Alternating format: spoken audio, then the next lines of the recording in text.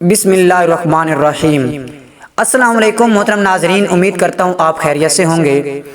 محترم ناظرین، آج کی ہماری ویڈیو سرور کائنات محمد مصطفیٰ اللہ کے آخری نبی حضرت محمد صلی اللہ علیہ وآلہ وسلم کے آباء و اجداد کے متعلق ہے کہ آپ کے آباء و اجداد کا ایمان کیسا تھا، آپ کے آباء و اجداد مومن تھے یا آپ کے آباء و اجداد کافر تھے، یا آپ صلی اللہ علیہ وسلم کے پیدا ہونے سے پہلے جو واقعات ہوئے ان کے بارے میں ہے۔ امید کرتا ہوں آپ کو ویڈیو پسند آئے گی۔ اگر آپ کو ہماری ویڈیو اچھی لگے تو ہمارے چینل کو سبسکرائب کر دیں۔ محترم ناظرین، حضور اقدس صلی اللہ علیہ وآلہ وسلم کا نسب شریف والد ماجد کی طرف سے یہ ہے: حضرت محمد صلی اللہ علیہ وآلہ وسلم بن عبداللہ بن عبد المطلب بن ہاشم بن مناف بن قصی، اسی طرح آگے چلتا رہتا ہے۔ اور حضور پاک علیہ الصلوۃ والسلام کا والدہ ماجدہ کی طرف سے شجرہ نسب یہ ہے: حضرت محمد صلی اللہ علیہ وآلہ وسلم بن آمنہ بن توہیب بن عبد بن مناف بن زہرہ کہلاتی ہے۔ فہر بن مالک قریش اس لیے کہلاتے ہیں کہ قریش ایک سمندری جانور کا نام ہے جو بہت ہی طاقتور تھا اور سمندری جانوروں کو کھا ڈالتا تھا۔ یہ تمام جانوروں پر ہمیشہ غالب رہتا ہے، کبھی مغلوب نہیں ہوتا۔ چونکہ فہر بن مالک اپنی شجاعت اور خودداد طاقت کی بنا پر تمام قبائل عرب پر غالب تھے، اس لیے تمام اہل عرب کو ان قریش کے لقب سے پکارتے تھے۔ چنانچہ اس بارے میں شمرخ بن عمرو ہیری کا شعر بہت مشہور ہے، یعنی قریش میں ایک جانور ہے جو سمندر میں رہتا ہے، اس کے نام پر قبیلہ قریش کا نام قریش رکھ دیا۔ محترم ناظرین، حضور علیہ الصلوۃ والسلام کے ماں باپ دونوں کا سلسلہ نسب فہر بن مالک سے ملتا ہے، اس لیے حضور اکرم صلی اللہ علیہ وسلم ماں باپ دونوں کی طرف سے قریشی ہیں۔ پیارے دوستو، حضور صلی اللہ علیہ وآلہ وسلم کے پردادا ہاشم بڑی شان و شوکت کے مالک تھے۔ ان کا اصلی نام عمرو تھا۔ انتہائی بہادر، بے حد سخی اور اعلیٰ درجے کے مہمان نواز تھے۔ ایک سال عرب میں بہت سخت قحط پڑ گیا اور لوگ دانے دانے کو محتاج ہو گئے، تو یہ ملک شام سے خشک روٹیاں خرید کر حج کے دنوں میں مکہ پہنچے اور روٹیوں کا چورا کر کے اونٹ کے گوشت کے شوربے میں سرید بنا کر تمام حاجیوں کو خوب پیٹ بھر کر کھلایا۔ اس دن سے لوگ ان کو ہاشم روٹیوں کا چورا کرنے والا کہنے لگے۔ محترم ناظرین، سرور کائنات محمد مصطفیٰ صلی اللہ علیہ وآلہ وسلم کے دادا عبد المطلب کا اصلی نام شیبہ ہے۔ یہ بڑے ہی نیک نفس اور عابد و زاہد تھے۔ غار ہیرا میں کھانا پانی ساتھ لے کر جاتے اور کئی دنوں تک لگاتار خدا عز و جل کی عبادت میں مصروف رہتے۔ رمضان شریف کے مہینے میں اکثر غار ہیرا میں اعتکاف کیا کرتے تھے اور خدا عز و جل کے دھیان میں گوشہ نشین رہا کرتے تھے۔ پیارے دوستو، رسول اکرم صلی اللہ علیہ وآلہ وسلم کا نور نبوت ان کی پیشانی میں چمکتا تھا اور ان کے بدن سے مشک کی خوشبو آتی تھی۔ اہل عرب خصوصاً قریش کو ان سے بڑی عقیدت تھی۔ مکہ والوں پر جب کوئی مصیبت آتی یا قحط پڑ جاتا تو لوگ عبد المطلب کو ساتھ لے کر پہاڑ پر چڑھ جاتے اور بارگاہ خداوندی میں ان کو وسیلہ بنا کر دعا مانگتے تھے تو دعا مقبول ہو جاتی تھی۔ یہ لڑکیوں کو زندہ درگور کرنے سے لوگوں کو بڑی سختی کے ساتھ روکتے تھے اور چور کا ہاتھ کاٹ ڈالتے تھے۔ اپنے دسترخوان سے پرندوں کو بھی کھلایا کرتے تھے، اس لیے ان کا لقب مطعم الطیر، پرندوں کو کھانے کھلانے والا ہے۔ شراب اور زنا کو حرام جانتے تھے اور عقیدہ کے لحاظ سے موحد تھے۔ زمزم شریف کا کنواں جو بالکل پھٹ گیا تھا، آپ ہی نے اس کو نئے سرے سے کھدوا کر درست کیا اور لوگوں کو آب زمزم سے سیراب کیا۔ آپ بھی کعبہ کے متولی اور سجادہ نشین ہوئے۔ اصحاب فیل کا واقعہ آپ ہی کے وقت پیش آیا۔ 120 برس کی عمر میں آپ کی وفات ہوئی۔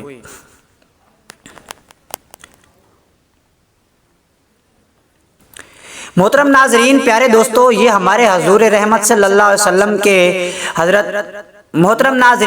حضرت عبداللہ رضی اللہ تعالی عنہ حضور رحمت عالم صلی اللہ علیہ وآلہ وسلم کے والد ماجد ہیں۔ یہ عبد المطلب کے تمام بیٹوں میں سب سے زیادہ باپ کے لاڈلے اور پیارے تھے۔ چونکہ ان کی پیشانی میں نور محمدی اپنی پوری شان و شوکت کے ساتھ جلوہ گر تھا، اس لیے حسن اور خوبی کے پیکر و جمال، صورت و کمال، سیرت کے آئینہ دار اور عفت و پارسائی میں یکتائے روزگار تھے۔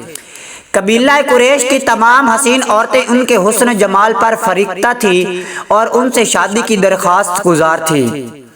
مگر عبد المطلب ان کے لیے ایک ایسی عورت کی تلاش میں تھے جو حسن و جمال کے ساتھ ساتھ حسب و نسب کی شرافت، عفت و پارسائی میں بھی ممتاز ہو۔ عجیب اتفاق کہ ایک دن عبداللہ رضی اللہ تعالی عنہ شکار کے لیے جنگل میں تشریف لے گئے تھے۔ ملک شام کے یہودی چند علامتوں سے پہچان گئے تھے کہ نبی آخر زمان کے والد ماجد یہی ہیں، چنانچہ ان یہودیوں نے حضرت عبداللہ رضی اللہ تعالیٰ عنہ کو بارہا قتل کر ڈالنے کی کوشش کی۔ ایک مرتبہ بھی یہودیوں کی ایک بڑی جماعت مسلح ہو کر اس نیت سے جنگل میں گئی کہ حضرت عبداللہ رضی اللہ تعالیٰ عنہ کو تنہائی میں دھوکہ سے قتل کر دیا جائے، مگر اللہ تعالیٰ نے اس مرتبہ بھی اپنے فضل و کرم سے بچا لیا۔ عالم غیب سے چند ایسے سوار ناگہاں نمودار ہوئے جو اس دنیا کے لوگوں سے کوئی مباشرت ہی نہیں رکھتے تھے۔ ان سواروں نے آ کر یہودیوں کو مار بھگایا اور حضرت عبداللہ رضی اللہ تعالیٰ عنہ کو بحفاظت ان کے مکان تک پہنچا دیا۔ وہب بن مناف بھی اس دن جنگل میں تھے، انہوں نے اپنی آنکھوں سے یہ سب کچھ دیکھا، اس لیے ان کو حضرت عبداللہ رضی اللہ تعالیٰ عنہ سے بے انتہا محبت و عقیدت پیدا ہو گئی، اور گھر آ کر یہ عزم کر لیا کہ اپنی نور نظر حضرت آمنہ رضی اللہ تعالیٰ عنہ کی شادی حضرت عبداللہ رضی اللہ تعالیٰ عنہ ہی سے کروں گا۔ چنانچہ اپنی دلی تمنا کو اپنے چند دوستوں کے ذریعے انہوں نے عبد المطلب تک پہنچا دیا۔ خدا کی شان ہے کہ عبد المطلب اپنے نور نظر حضرت عبداللہ رضی اللہ تعالیٰ عنہ کے لیے جیسی دلہن کی تلاش میں تھے، وہ ساری خوبیاں حضرت آمنہ رضی اللہ تعالیٰ عنہ بنت وہب کے میں موجود تھیں۔ عبد المطلب نے اس رشتہ کو خوشی خوشی منظور کر لیا۔ چنانچہ 24 سال کی عمر میں حضرت عبداللہ رضی اللہ تعالی عنہ کا حضرت بی بی آمنہ رضی اللہ تعالی عنہ سے نکاح ہو گیا، اور نور محمدی حضرت عبداللہ رضی اللہ تعالی عنہ سے منتقل ہو کر حضرت بی بی آمنہ رضی اللہ تعالی عنہ کے شکم اطہر میں جلوہ گر ہو گیا۔ اور جب حمل شریف کو 2 مہینے پورے ہو گئے تو عبد المطلب نے حضرت عبداللہ رضی اللہ تعالیٰ عنہ کو کھجوریں لینے کے لیے مدینہ بھیجا یا تجارت کے لیے ملک شام روانہ کیا۔ وہاں سے واپس لوٹتے ہوئے مدینہ میں اپنے والد کے ننہال بنو عدی بن نجار میں 1 ماہ بیمار رہ کر 25 برس کی عمر میں وفات پا گئے اور وہیں دار نابغہ میں مدفون ہوئے۔ محترم ناظرین، قافلہ والوں نے جب مکہ واپس لوٹ کر عبد المطلب کو حضرت عبداللہ رضی اللہ تعالیٰ عنہ کی بیماری کا حال سنایا تو انہیں خبر گیری کے لیے اپنے سب سے بڑے لڑکے حارث کو مدینہ بھیجا۔ ان کے مدینہ پہنچنے سے قبل ہی حضرت عبداللہ رضی اللہ تعالیٰ عنہ راہ ملک بقا ہو چکے تھے۔ حارث نے مکہ واپس آ کر جب وفات کی خبر سنائی تو سارا گھر ماتم کدا بن گیا اور بنو ہاشم کے ہر گھر میں ماتم برپا ہو گیا۔ خود حضرت آمنہ رضی اللہ تعالیٰ عنہ نے اپنے مرحوم شوہر کا ایسا پردرد مرثیہ کہا کہ جس کو سن کر بھی دل درد سے بھر جاتا ہے۔ روایت ہے کہ حضرت عبداللہ رضی اللہ تعالی عنہ کی وفات پر فرشتوں نے غمگین ہو کر بڑی حسرت کے ساتھ یہ کہا کہ الہی عز و جل، تیرا نبی یتیم ہو گیا۔ حضرت حق نے فرمایا، کیا ہوا، میں اس کا حامی و حافظ ہوں۔ حضرت عبداللہ رضی اللہ تعالیٰ عنہ کا ترکہ ایک لونڈی ام ایمن جس کا نام برکہ تھا، کچھ اونٹ کچھ بکریاں تھیں، یہ سب ترکہ حضور سرور عالم صلی اللہ علیہ وآلہ وسلم کو ملا۔ ام ایمن بچپن میں حضور اقدس صلی اللہ علیہ وسلم کی دیکھ بھال کرتی تھی، کھلاتی، کپڑا پہناتی، پرورش کی پوری ضروریات مہیا کرتی، اس لیے حضور اقدم صلی اللہ علیہ وسلم تمام عمر ام ایمن کی دلجوئی فرماتے رہے اور اپنے محبوب و مجتبی غلام حضرت زید بن حارث رضی اللہ تعالیٰ عنہ سے ان کا نکاح کر دیا، اور ان کے شکم سے حضرت اسامہ رضی اللہ تعالیٰ عنہ پیدا ہوئے۔ محترم ناظرین، حضور اقدس صلی اللہ علیہ وآلہ وسلم کے والدین کریمین کے بارے میں علماء کا اختلاف ہے کہ وہ دونوں مومن ہیں یا نہیں۔ بعض علماء ان دونوں کو مومن نہیں مانتے، اور بعض علماء نے اس مسئلے میں توقف کیا اور فرمایا کہ ان دونوں کو مومن یا کافر کہنے سے زبان کو روکنا چاہیے اور اس کا علم خدا عز و جل کے سپرد کر دینا چاہیے۔ مگر اہل سنت کے علماء محققین مثلا امام جلال الدین، علامہ بن حجر، حافظ الشام بن ناصر الدین اور حافظ شمس الدین، عبد الحق محدث دہلوی اور صاحب قیل مولانا عبدالحق مہاجر مدنی وغیرہ رحمۃ اللہ علیہ کا یہی عقیدہ اور قول ہے کہ حضور صلی اللہ علیہ وآلہ وسلم کے ماں باپ دونوں یقیناً بلا شبہ مومن ہیں۔ چنانچہ اس بارے میں حضرت شیخ عبدالحق محدث دہلوی کا ارشاد ہے کہ حضور صلی اللہ علیہ وآلہ وسلم کے والدین رضی اللہ تعالی عنہما کو مومن۔ محترم ناظرین، اس لیے ہمیں بھی چاہیے کہ ہم حضور پاک صلی اللہ علیہ وسلم کے والدین کو کافر نہ کہیں، نعوذ باللہ، بلکہ وہ سب مومن تھے۔ محترم ناظرین، حضرت عائشہ رضی اللہ تعالی عنہ نے فرمایا کہ حضور علیہ الصلوۃ والسلام جب حجۃ الوداع میں ہم لوگوں کے ساتھ لے کر چلے اور حجون کی گھٹائی پر گزرے تو رنج و غم میں ڈوبے ہوئے رونے لگے۔ حضور صلی اللہ علیہ وآلہ وسلم کو روتا دیکھ کر میں بھی رونے لگی۔ پھر حضور صلی اللہ علیہ وسلم اپنی اونٹنی سے اتر پڑے اور کچھ دیر کے بعد میرے پاس واپس تشریف لائے تو خوش مسکراتے ہوئے تشریف لائے۔ میں نے دریافت کیا، یا رسول اللہ عز و جل صلی اللہ علیہ وآلہ وسلم، آپ پر میرے ماں باپ قربان ہو، کیا بات ہے کہ آپ صلی اللہ علیہ وآلہ وسلم رنج و غم میں ڈوبے ہوئے اونٹنی سے اترے اور واپس لوٹے تو شاد و فرحاں مسکراتے ہوئے تشریف فرما ہوئے؟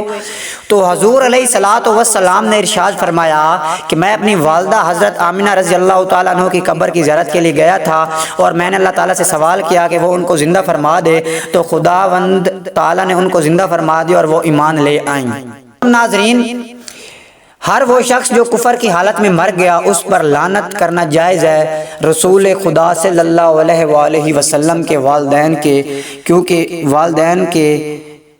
کیونکہ اس بات کا ثبوت موجود ہے کہ اللہ تعالیٰ نے ان دونوں کو زندہ فرمایا اور یہ دونوں ایمان لائے۔ یہ بھی ذکر کیا گیا کہ حضور علیہ الصلوۃ والسلام اپنے ماں باپ کی قبروں کے پاس روئے اور ایک خشک درخت زمین میں بو دیا اور فرمایا کہ اگر یہ درخت ہرا ہو گیا تو اس بات کی علامت ہوگی کہ ان دونوں کا ایمان لانا ممکن ہے۔ چنانچہ وہ درخت ہرا ہو گیا تو پھر حضور علیہ الصلوۃ والسلام کی دعا کی برکت سے وہ دونوں اپنی اپنی قبروں سے نکل کر اسلام لائے اور پھر اپنی قبروں میں تشریف لے گئے۔ محترم ناظرین، جس طرح سورج نکلنے سے پہلے ستاروں کی روپوشی صبح صادق کی سفیدی، شفق کی سرخی سورج نکلنے کی خوشخبری دینے لگتی ہے، اسی طرح جب آفتاب رسالت طلوع کا زمانہ قریب آ گیا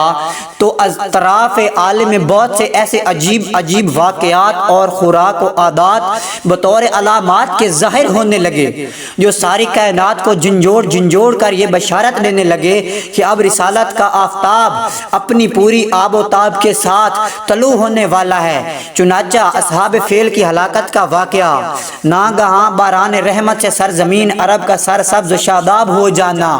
اور برسوں کی خشک سالی دفع ہو کر پورے ملک میں خوشحالی کا دورہ ہو جانا، بتوں کا منہ کے بل گر پڑنا، فارس کے مجوسیوں کا 1000 سال سے جلائی ہوئی آگ کا ایک لمحے میں بجھ جانا، کسرا کے محل کا زلزلہ اور اس کے 14 کنگوروں کا مند ہم ہو جانا، ہمدان اور کم کے درمیان 6 میل لمبے 6 میل چوڑے بحیرہ ساوا کا یکا یک بالکل خشک ہو جانا، شام اور کوفہ کے درمیان وادی سما کی خشک ندی کا اچانک جاری ہو جانا، حضور صلی اللہ علیہ وآلہ وسلم کے والدہ کے بدن سے ایک ایسے نور کا نکلنا جس سے بصرہ کے محل روشن ہو گئے۔ یہ سب واقعات اسی سلسلہ کی کڑیاں ہیں جو حضور علیہ الصلوۃ والسلام کی تشریف آوری سے پہلے ہی مبشرات بن کر عالم کائنات کو یہ خوشخبری دینے لگے۔ مبارک ہو وہ شاہ پردہ سے باہر آنے والا ہے، گدائی کو زمانہ جس کے در پہ آنے والا ہے۔ محترم ناظرین، حضرات انبیاء کرام علیہ الصلوۃ والسلام سے قبل اعلان نبوت جو خلاف عادت اور عقل کو حیرت میں ڈالنے والے واقعات صادر ہوئے ان کو شریعت کی اصطلاح میں ارحاس کہتے ہیں اور اعلان نبوت کے بعد انہی کو معجزہ کہا جاتا ہے۔ اس لیے محترم ناظرین، جو حضور اکرم صلی اللہ علیہ وسلم کے اعلان نبوت کرنے سے قبل ظاہر ہونے جن کو ہم نے برکات نبوت کے عنوان سے بیان کیا ہے،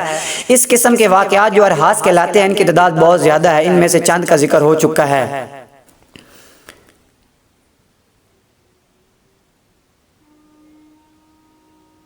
محترم ناظرین، خطیب بغدادی نے اپنی سند کے ساتھ یہ حدیث روایت کی ہے کہ حضور صلی اللہ علیہ وسلم کی والدہ ماجد حضرت بی بی آمنہ رضی اللہ تعالی عنہا نے فرمایا کہ جب حضور اقدس صلی اللہ علیہ وسلم پیدا ہوئے تو میں نے دیکھا کہ ایک بڑی بدلی آئی ہے جس میں روشنی کے ساتھ گھوڑوں کو ہنہنانے اور پرندوں کے اڑنے کی آواز تھی اور کچھ انسانوں کی بولیاں بھی سنائی دیتی تھیں۔ پھر ایک دم حضور صلی اللہ علیہ وسلم میرے سامنے سے غائب ہو گئے۔ میں نے سنا کہ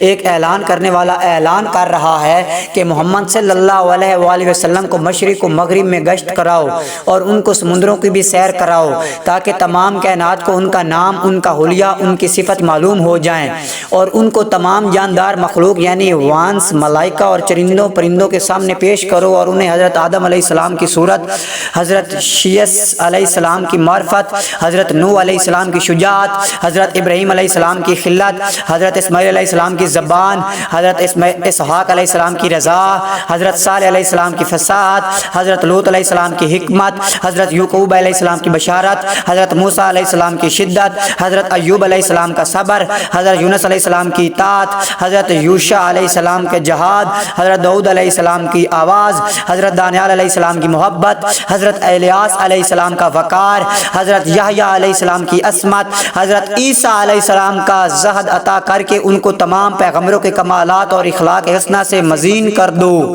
اس کے بعد وہ بادل جھٹ گیا، پھر میں نے دیکھا کہ آپ ریشم کے سبز کپڑے میں لپٹے ہوئے اور اس کپڑے سے پانی ٹپک رہا ہے۔ کوئی منادی اعلان کر رہا ہے کہ واہ واہ کیا خوب، محمد صلی اللہ علیہ وسلم کو تمام دنیا پر قبضہ دے دیا گیا اور کائنات عالم کی کوئی چیز باقی نہ رہی جو ان کے قبضہ اقتدار و غلبہ اطاعت میں نہ ہو۔ اب میں نے چہرہ انور کو دیکھا تو 14ویں کے چاند کی طرح چمک رہا تھا اور بدن سے پاکیزہ مشک کی خوشبو آ رہی تھی۔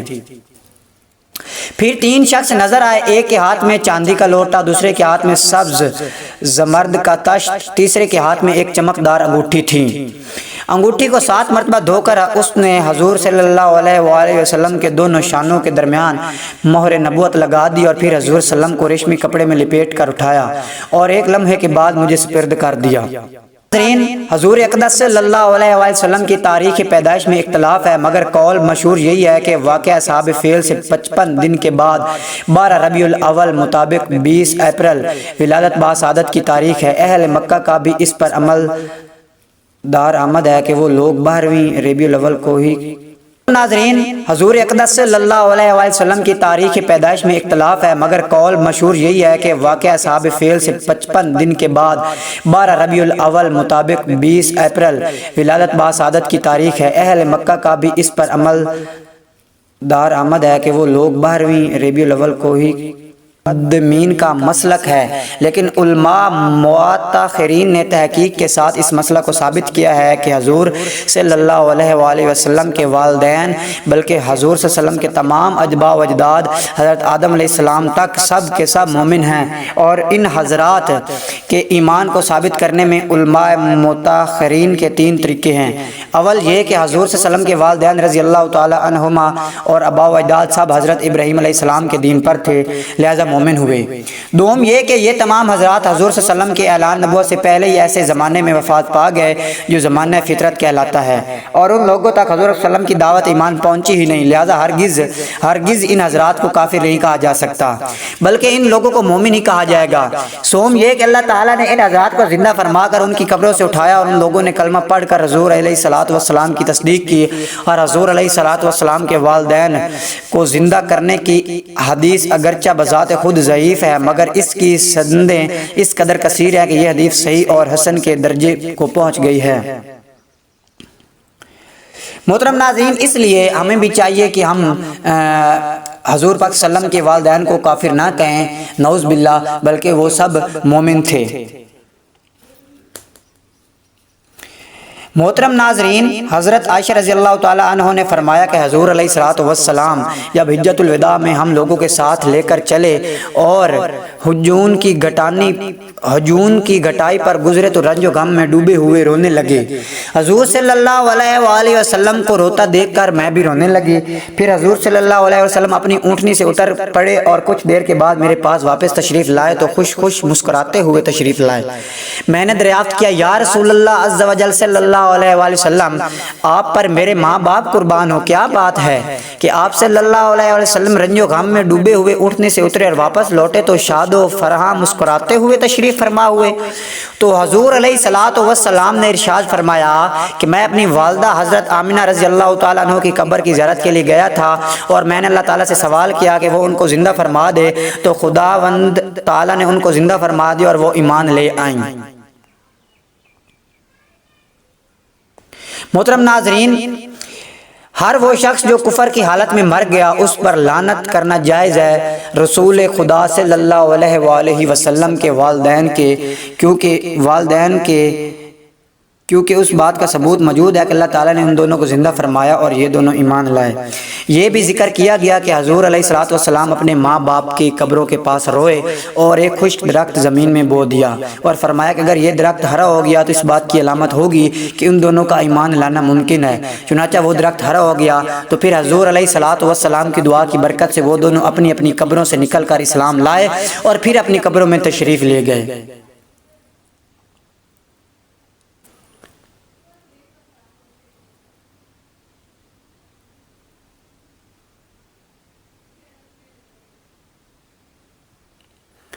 محترم ناظرین،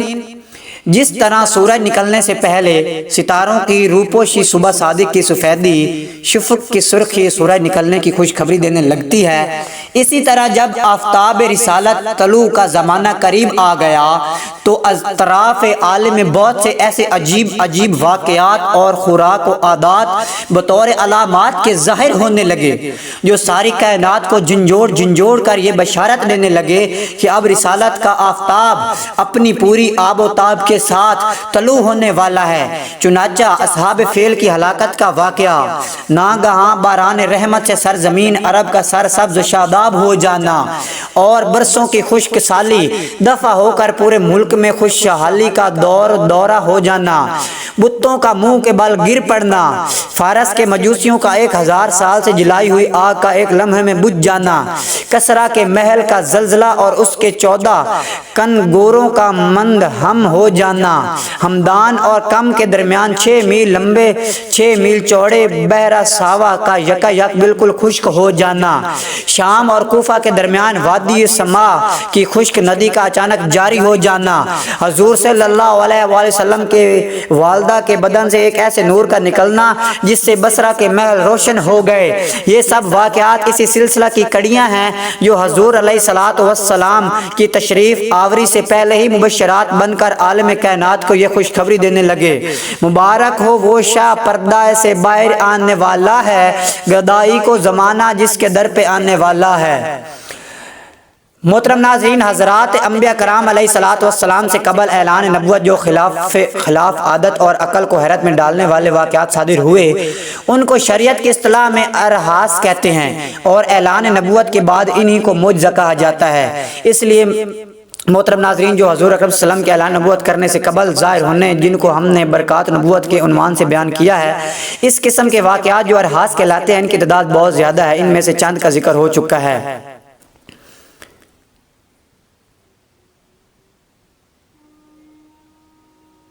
محترم ناظرین، خطیب بغدادی نے اپنی سند کے ساتھ یہ حدیث روایت کی ہے کہ حضور صلی اللہ علیہ وسلم کی والدہ ماجد حضرت بی بی آمنہ رضی اللہ تعالی عنہا نے فرمایا کہ جب حضور اقدس صلی اللہ علیہ وسلم پیدا ہوئے تو میں نے دیکھا کہ ایک بڑی بدلی آئی ہے جس میں روشنی کے ساتھ گھوڑوں کو ہنہنانے اور پرندوں کے اڑنے کی آواز تھی اور کچھ انسانوں کی بولیاں بھی سنائی دیتی تھیں۔ پھر ایک دم حضور صلی اللہ علیہ وسلم میرے سامنے سے غائب ہو گئے۔ میں نے سنا کہ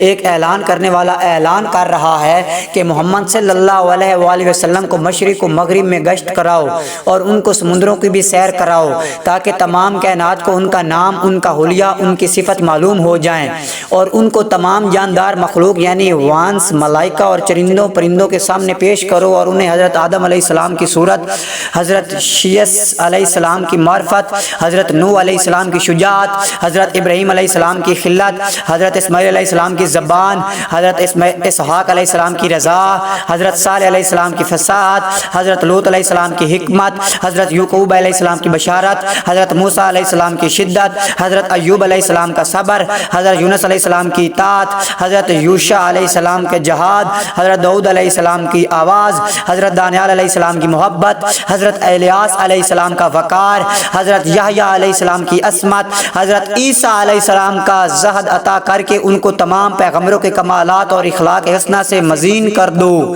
اس کے بعد وہ بادل جھٹ گیا۔ پھر میں نے دیکھا کہ آپ ریشم کے سبز کپڑے میں لپٹے ہوئے اور اس کپڑے سے پانی ٹپک رہا ہے۔ کوئی منادی اعلان کر رہا ہے کہ واہ واہ کیا خوب، محمد صلی اللہ علیہ وسلم کو تمام دنیا پر قبضہ دے دیا گیا اور کائنات عالم کی کوئی چیز باقی نہ رہی جو ان کے قبضہ اقتدار و غلبہ اطاعت میں نہ ہو۔ اب میں نے چہرہ انور کو دیکھا تو 14ویں کے چاند کی طرح چمک رہا تھا اور بدن سے پاکیزہ مشک کی خوشبو آ رہی تھی۔ پھر 3 شخص نظر آئے، ایک کے ہاتھ میں چاندی کا لوٹا، دوسرے کے ہاتھ میں سبز زمرد کا تشت، تیسرے کے ہاتھ میں ایک چمکدار انگوٹھی تھی۔ انگوٹھی کو 7 مرتبہ دھو کر اس نے حضور صلی اللہ علیہ وآلہ وسلم کے دونوں شانوں کے درمیان مہر نبوت لگا دی اور پھر حضور صلی اللہ علیہ وسلم کو ریشمی کپڑے میں لپیٹ کر اٹھایا اور ایک لمحے کے بعد مجھے سپرد کر دیا۔